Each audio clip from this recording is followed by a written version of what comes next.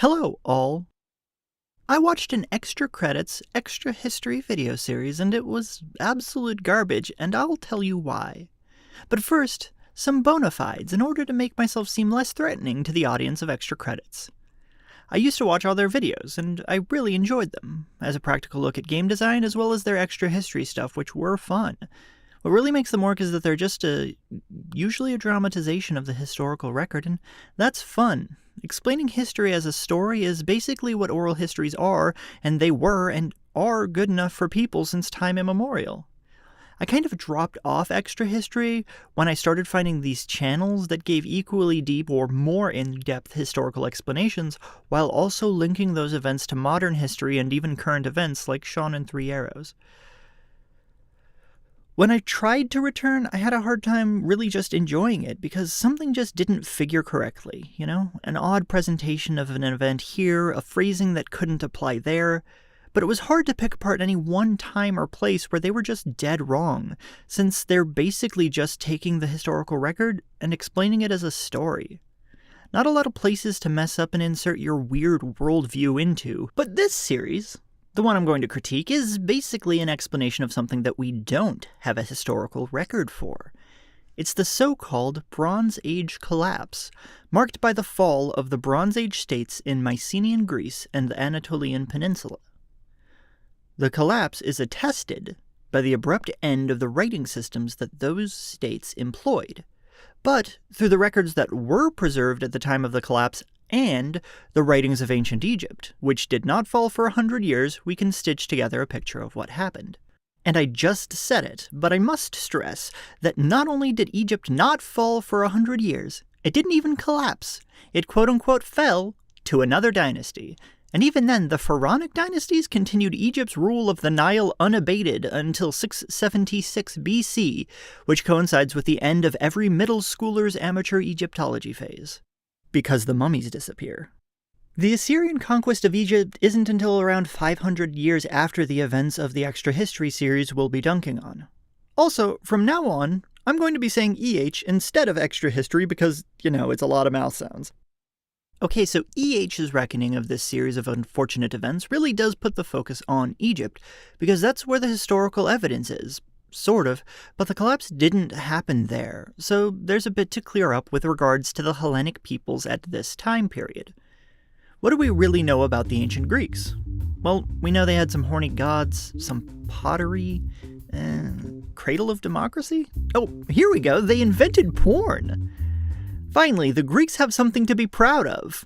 But what I just did is kind of the problem. When most people think of Greece's place in history, they think of classical Greece. Glorious white statues and thrusting, rock-hard columns. They think of the valiant mega-het 300 defending their homes. No, not the 150 pairs of lovers that made up the sacred band of thieves. Get those degenerates who broke Sparta's grasp on Greece out of here. No. I was talking about those self-same, noble, and honorable Spartans who were the natural enemies of those pompous, boy-loving Athenians. Wait, no, who put this picture of boy-loving Spartans here? Get that out of here too! You see what I'm saying?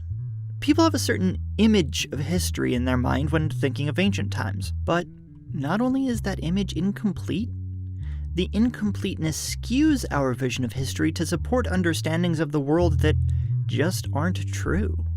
For example, the Mycenaean Greeks were not the pillar-making Olympic Games-playing pederasts we think of when we watch 300, or even Blood of Zeus on Netflix. They were a far older people who built cyclopean fortifications at the top of the highest hills, between rivers too deep to ford, and in craggy areas. Any of these choices would make axemen, charioteers, and other various Age of Empire units unable to cross because them's the rules. The palaces their kings lived in were probably pretty nice, but we'll never know for sure because they were all burned to the ground. But I'm getting ahead of myself, because this essay is about analyzing the origin of the sea peoples who did the burning, which necessitates our mutual dunking on EH. So let me welcome you to our first unethically reckless historical analysis. Part 1. Why do a takedown on extra credits? Well, because they really messed up a lot in this video in a way that's actually really difficult to unpack. And I'm not talking about they showed cash in this graphic, but the United States dollar wouldn't be invented for 3,000 years. Ding! I'm talking about an interpretation of the facts which I don't think does justice to the historical record. But again, the way they've knitted their narrative leaves it difficult to see what's wrong with it simply. They set up their story by talking about various places, Egypt, Greece, and the Hittites, which are the three largest states in the eastern Mediterranean at this time. He goes on to talk about the functions within these economies, like the hereditary charioteers that formed the core of their military and the scribes who managed their bureaucracy. And the third part tries to expound the possible causes of the collapse, and the final part is open speculation. I know from talking about this series with other people that just tracking their argument beginning to end isn't conducive to actually explaining why they're wrong. Well, unless I just wanted to give the impression they're wrong without actually giving you the tools to examine why this sort of historical storytelling is bad. So, Part 2. The Debunk. Let's begin with this little clip.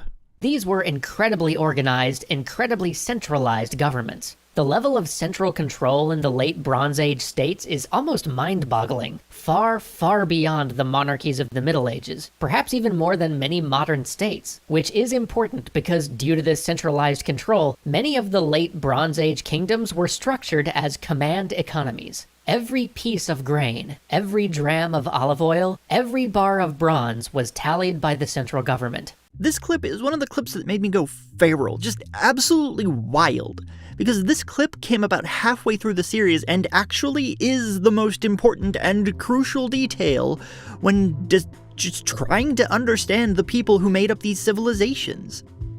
Part of the reason why these states were so bureaucratically centralized is because coinage had not been invented yet. Ding!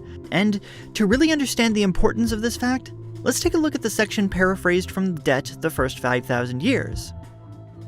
What exactly was the point of seizing the gold mines, extracting the gold, stamping one's face on it, circulating it among one's people, only to demand that those same subjects give it back again?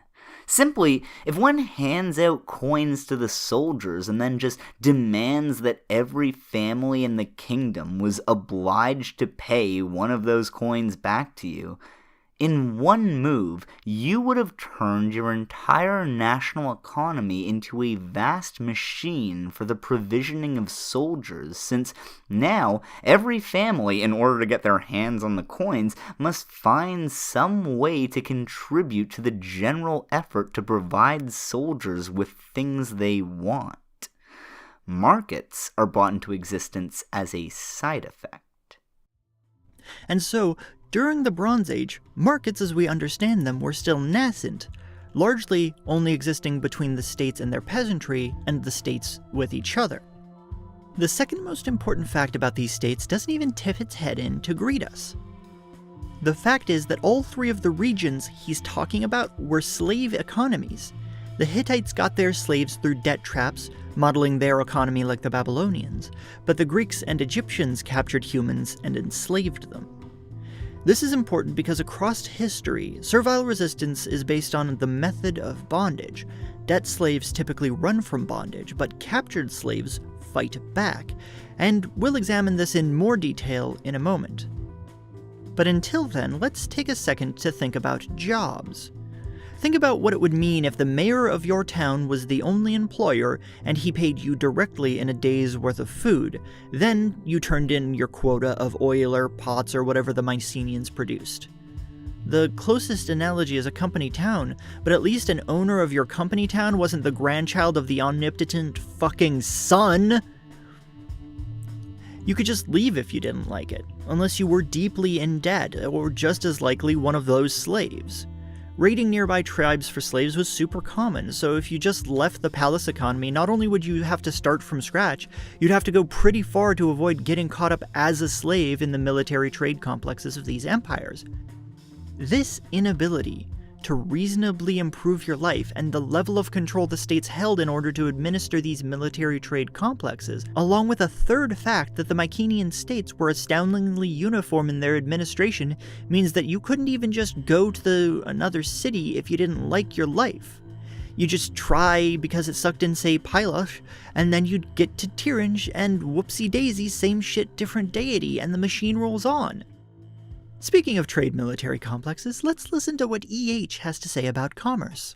There were societies that wouldn't be rivaled again for half a millennium. So today, let's look at the technology, social policies, and political structures that made these kingdoms so impressive, so advanced, and that may, in the end, have led to their downfall. First, we have to talk about bronze itself. As we touched on last time, bronze is an alloy of tin and copper, and most of the Bronze Age world was missing at least one of those components. This meant that Bronze Age civilizations had to trade. And I'm not just talking about small-time exchanging of shinies. We're talking a full-on, modern-day, our society requires trade to function type of trade. Everything from farming to war depended on bronze, much in the same way it depends on petroleum today. So a globalized, internationalized system of trade sprung up around bronze, and with it came trade in almost every other good.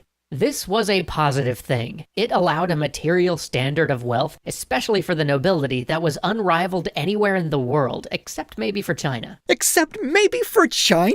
Except maybe for China. The whole 4-part series should just be called Except Maybe for China, because every time they say some sweeping, scary phrase like, and then the art of writing would die out for centuries, you just finish their sentence with, except maybe for China, which is also true for the peoples that lived in modern India and most of the world. But the actual reason I showed you that clip is because it's very indicative of the kind of assumptions that are being made in this video, and that I think you're clever enough to spot when combined with the previous section. Incredible state control of even the most minuscule part of the economy, plus a globalized trade network that left their kings and priests in finery, and the soldiers in expensive gear, well, this seems like a system that could hypothetically be stable until one of two things happened. First is if a bigger, angrier, nastier army came in and took over control of the area from your state, and we'll explain why this definitely didn't happen in a moment. The other option is that it will be stable until the farmers who work the land have to tighten their belts for any reason. For the French, it was just like one bad monarch and its snicker snack goes the Vorpal blade, you know what I'm saying? As for the disposition of the slaves we're talking about, we generally can figure out what happened to them working as field, mine, household, or galley slaves, because Linear B, the Mycenaean rating system, is pretty clear about some things.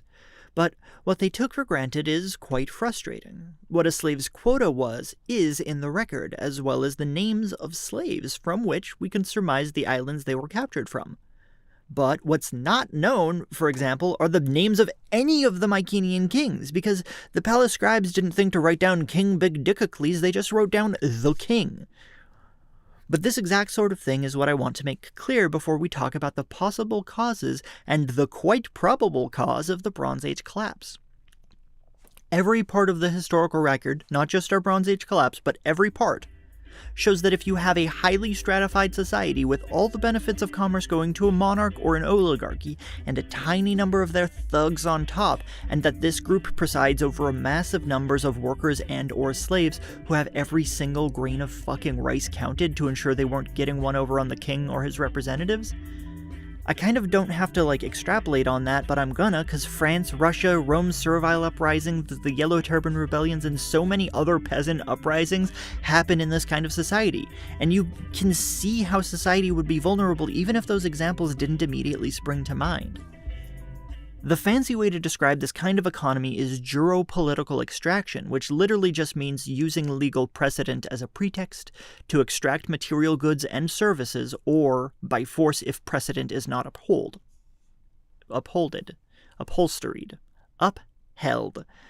And it's the exact kind of system that made states vulnerable to revolts, rebellions, and even revolutions. But a lot of people, including Professor E.H., sort of discount the idea of a revolt by peasants and slaves, instead using the shape of their language itself to put a much more convenient source of the end of history. Well, the first end of history. We've had a couple of those by now, right? If you've heard anything about the Bronze Age collapse, you've probably heard the tale of mysterious marauders from the sea, suddenly appearing on the coasts of the ancient world. They pillaged, they burned, and then they disappeared from history just as suddenly as they came. These are the Sea People. This is the first we learn of the possibility of the Sea People. This is so clearly biased toward considering the Sea People as a single distinct and occult body that it's hard to even take it seriously.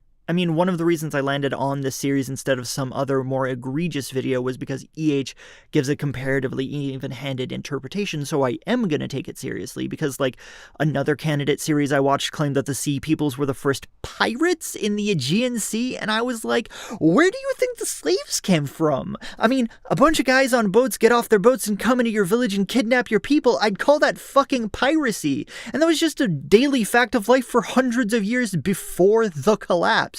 Clearly not some mysterious pillaging Atlantean merfolk. And more importantly, the people who controlled the Strait of Dardanelles, through which Mycenaean Greece traded with the Hittites, were literally just pirates who demanded tribute to use their strait, or they'd take your shit and sink your boats. In naval history, we call that piracy, and all the cities that controlled straits have practiced this exact strategy, so it can be assumed that Troy was no exception.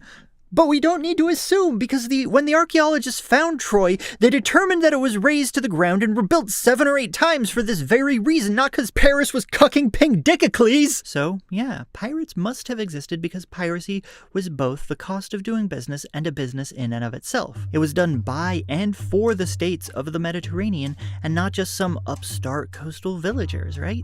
But this is why I chose EH, because EH doesn't make that claim. Instead, he makes the claim that they're shadowy invaders completely inimical to civilization, and that the cause of the Hittite and Greek states' fall must have been the same source as the propagandistic portrayal among the ancient Egyptian writings in the burial temples of the pharaohs. In a temple of Ramses III called Medinet Habu, which is just an absolute delight to say, just try it yourself, Medinet Habu. Medinet Habu. Medinet Habu. Anyway, he claims that after defeating the Sea People in the north of Canaan, and then the middle and the south of Canaan, and also Gaza and the Sinai Peninsula, finally were a coalition of Sea Peoples destroyed permanently in Egypt. This was near the beginning of Egypt's 19th dynasty, which I mentioned would last for 100 more years. And more evidence for treating the Sea People like a single contiguous body is shown here. The disaster happens, a bunch of stuff breaks, and then people rebuild and life returns to normal. It's pretty consistent. But in the Bronze Age collapse, people just didn't rebuild. The cities we found that got leveled, for whatever reason, they just were not rebuilt. Instead, we start seeing new pockets of civilization appearing on mountaintops or secluded regions far away from the sea. Yeah, okay. In 1972, John Berger wrote a book called Ways of Seeing, in which he makes the following claim. When we see a landscape, we situate ourselves in it.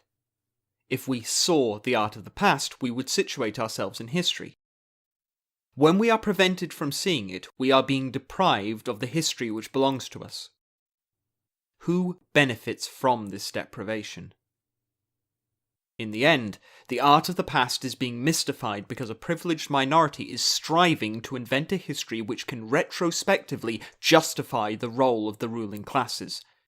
And such a justification can no longer make sense in modern terms. And so, inevitably, it is mystified. Berger goes on to describe mystification as the process in which a bad or incomplete explanation can be levied incidentally, explaining away inconvenient histories with easily digestible semi-truths, or purposefully to erase histories we might want or even need. The lefty standby for this is everyone knows that the Nazis burned books, but did you know that the books were the medical records that would have been compiled and published as a comprehensive, evidence-based study on how to medically approach trans people to support their transitions? And that showing you the Nazis are book burners but not explaining the contents of the books that were being burned is a mystification. It robs us of our history. So in the 1800s, when the French first described the Sea People as though they're one people, and in this series when EH tells you that the Greeks moved away from the coast and up to defensible places in the hills, it seems odd, because the Cyclopean forts were in the most defensible locations to protect the rulers and his massive armies from invaders. When EH does this, it provides a narrative explanation for a reason we can't possibly ascribe to the people, and which doesn't hold up its historical weight. Like, when the Mongols came through, we know what happened because yeah, sure, they killed the entire ruling class and massacred the armies of whoever was in the way, but they kept records, because even barbarian conquerors sweeping in from beyond the Styx were cognizant of how a fief, a kingdom, or even an empire are impossible to manage without a bureaucracy, and a bureaucracy is impossible without writing. This goes back even to Mesopotamia.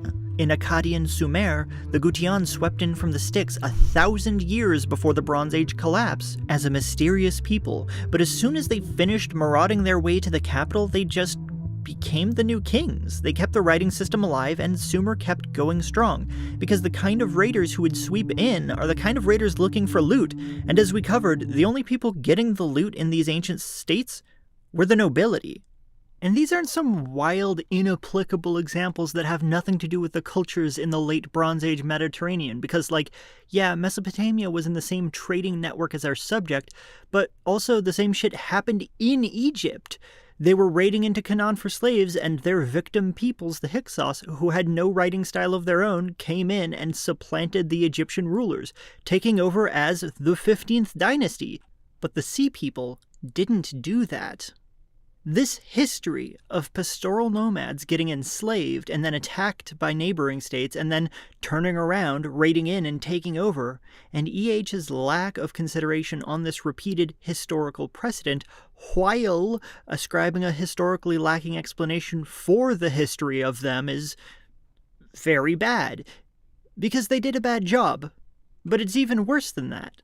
And to see why, let's look at the quote EH uses to introduce the drama of the Sea People. In Ugarit, a once prosperous fortified city on the Syrian coast, archaeologists discovered a clay tablet, upon which was written an answer to someone's plea for help. It read, "My father, behold, the enemy's ships came. My cities were burned, and they did evil in my country. All my troops and chariots are in the land of Hatti, and all my ships are in the land of Luka.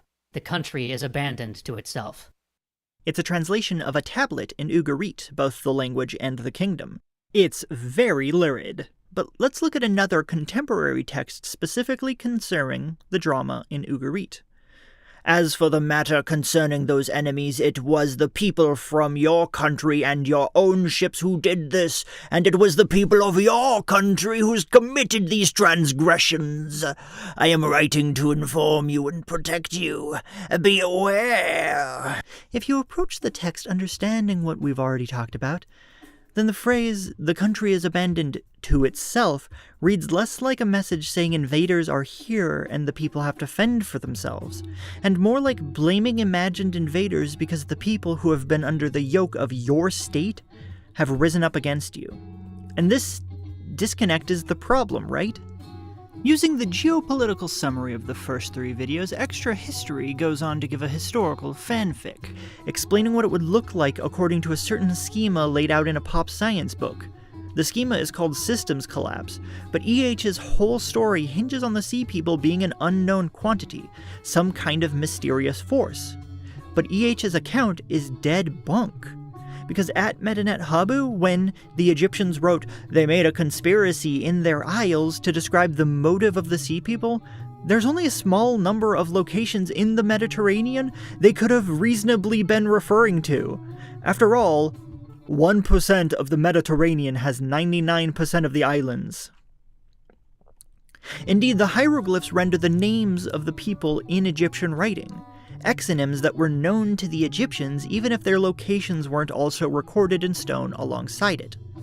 Some of the peoples are known, like Luka definitely being the Lycians, or Lycians if you're nasty, but most of them are only strongly assumed. But what's more interesting is that except for Luka, the other 8 of the named Sea People are theorized to be of Mycenaean Greek origin, and a full half of those have no non-Greek alternatives to the theory. The Greeks, within a few years of their own palaces burning down, are working their way through Anatolia, Ugarit, Canaan, and down into Egypt. But the king of Cyprus said that it wasn't foreigners. The Sea People were coming from inside the house. The one people we can fairly assume weren't Greek in origin were the Sherden, who are generally assumed, because of their horned helmets, to be the Nuragic peoples of Sardinia, a piratical people whose horned helmets were so well known that it became the visual shorthand for pillaging among the people of the Mediterranean. It was passed down by the Greeks to the Romans and to us, and that's why the Vikings are portrayed with horned helmets, which is kind of a fun fact, but it's dangerously off topic, so let's just jump to the next clip. Oh god. Oh no. Refugees from the Aegean start to turn up on Egyptian and Hittite shores. They bring tales of an unstoppable tide of barbaric sea people, burning everything on the coast. They talk of melting down their sacred objects to make weapons of war. Some refugees are embraced, but many have to be turned away. There's just no food. There's no time to integrate these foreign peoples into society. Some leave peacefully. Others arm themselves. If there's no sanctuary, then there is only force. Then something happens. The evacuation order is given for Cyprus. Smithies are abandoned. Weapons are buried. Plans are made to return and collect these weapon caches, but no one will ever return. This is from the fanfic section, which you can identify immediately because there's no record of anyone melting down religious icons, which were anyway mostly made of silver or gold, and turning them into weapons. But fine. How about I address what assumptions are being made? If the governor of Cyprus is able to order an evacuation, despite having caches of weapons they're able to bury, and then goes on to tell the king of Ugarit that the danger was from the people, and we find on Cyprus those same caches of buried weapons, that is to say the weapons of a warrior caste who enforced the rule of these bureaucratic monarchies, all this happening while the peasants' belts got tighter and tighter. Well, what do you think happened? I mean, it doesn't take a professor from Yale to deduce what went down, but since we've brought him up again, in that same debt book from earlier, David Graeber mentions a pithy quote that I'm going to paraphrase. For the entire length of history, the demand of peasants' uprisings have been twofold: cancel the debt and redistribute the land. As I mentioned earlier, Anatolia uses Mesopotamian debt traps to get slaves, so canceling the debt is freeing the slaves, and having an uprising also freed the slaves, since they always burned the records when they did it. So, yeah, just to save time, I'll agree with the extra history premise that the grain was starting to go thin, but this scarcity would have been caused by the exploitation of the land by the state across Greece and Anatolia. But I think it's clear that the kickstart for the Bronze Age collapse wasn't a marauding group that came and burned down the glorious Greek palaces and burned every record, leaving only a snapshot of Mycenaean life baked into the clay draft tablets that were abandoned in the rubble. Which brings us squarely to the final point it would be productive to address, in which they show their whole ass. Unrest begins. The underpinning of the social fabric of these societies starts to unravel. Priests and kings, the mainstays of the social order, had one job in the eyes of the people: to make sure that the gods granted a good harvest. And as harvests decline, people begin to talk, quietly at first, away from the centers of power, and then more openly. By siding with the priests and kings in the narratives, those who benefited most from the bureaucratic writings, and identifying both groups as integral to the social order, while also contending that the social order was nebulously desirable, they're forcing themselves into a situation where they have to be willing to excuse the obviously antagonistic relationship that these kings had to have had with their subjects, which would necessitate the priesthood in the first place, and in excusing that antagonism, they have to go looking for another source of the end of that historical record, which they seem oblivious of, even though our explanation can simply factor in why Linear B has disappeared. Mycenaean writing wasn't being used to record epics like in Babylon, or songs, or the people's information in any case.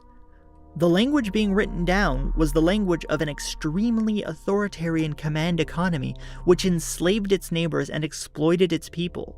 The peasants had no use for it, or for the cities, which were vast machines to provision the armies of the kings, to fight wars they never saw any benefit from.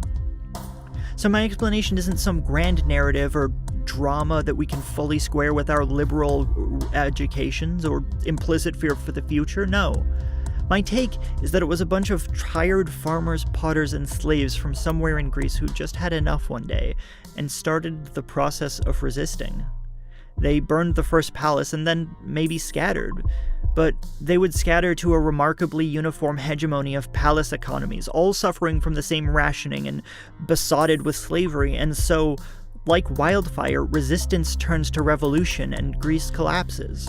And with the collapse of Greece in the international economy, very quickly the Hittite debt economy implodes, which forces their peasants to rise up too. Maybe the peasants do maraud from palace to palace to take back the hoarded grain, or maybe to free their cousins from bondage, or some other deeply human reason. In any case, following this path of destruction, the next 350 years is marked by a few interesting things that I think can be seen to support the idea of a fiercely independent people resisting the palace economy and returning to the land.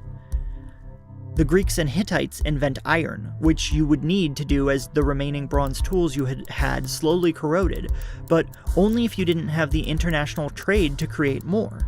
We see a continued use of pottery, but the elaborate commercial pottery made in Mycenaean states disappears, and we see a return to a simple kind of pottery, something you'd make for yourself and not really worry about selling.